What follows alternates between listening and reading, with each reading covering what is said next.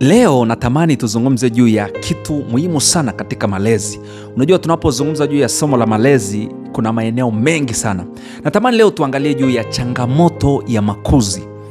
Mtu namna alivyo, kuna vitu vingi ambavyo vimemsababisha kuwa hivyo alivyo.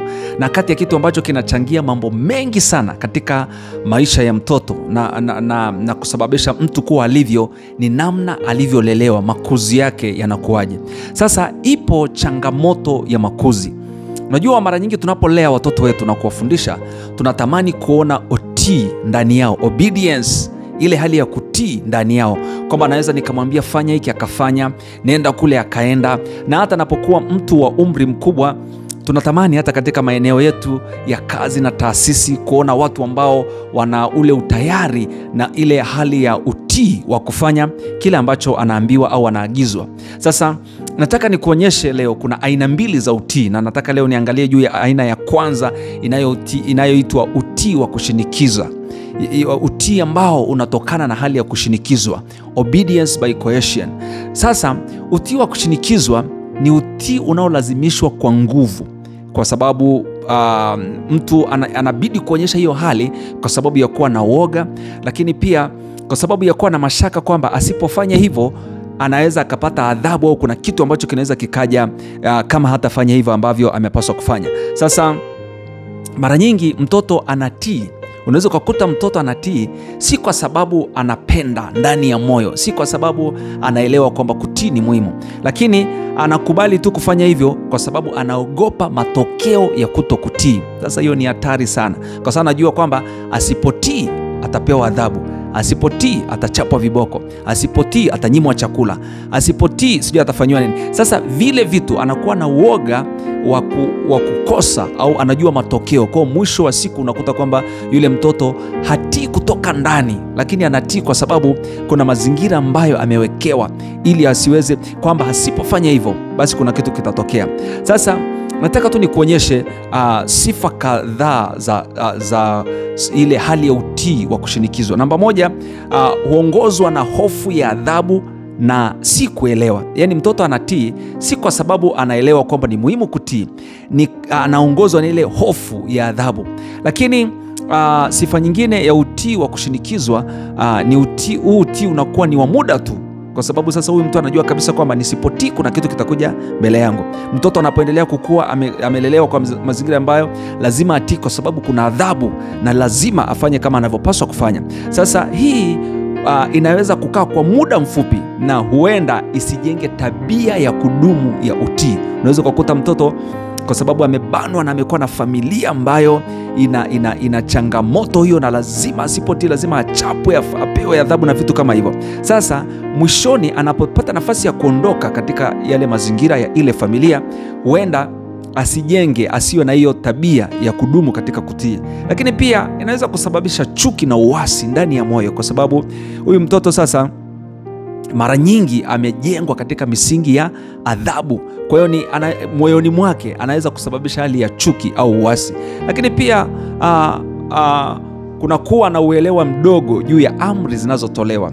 Mtoto anayelelewa katika mazingira haya, maana yake hata anapokuwa mtu mzima na kuwa katika maeneo yake ya kazi, ya shughuli zake na vitu kama hivyo, anakuwa na uelewa mdogo juu ya amri au sheria zinazowekwa. So kwake sheria na amri ni kitu cha kumkandamiza, lakini sheria na amri ni vitu ambavyo vinaweza kumuongoza mtu katika kitu ambacho anapaswa kufanya kwa uzuri au kwa usahihi. Sasa watoto ambao wamekulia katika mazingira haya, anapokutana na amri na sheria mbalimbali, anajiona kama anakandamizwa.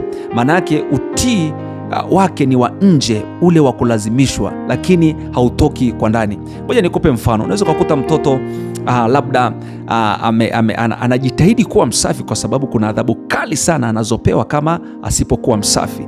Sasa akitoka kwenye ile system, kwenye ule mzunguko au kwenye ile hali ya kusimamiwa, anaweza kuwa na tabia nyingine ya tofauti kabisa, lakini anajikuta anafanya hivyo kwa sababu kuna sheria na adhabu ambazo zimewekwa. Sasa katika baadhi ya masomo ambayo nimekuwa nikikufundisha, tuliangalia juu ya aina mbalimbali za malezi, na leo nataka nikuonyeshe moja ya aina ya malezi ambayo hupelekea aina ya nidhamu au aina ya utii huu kuwepo, utii wa kushinikizwa.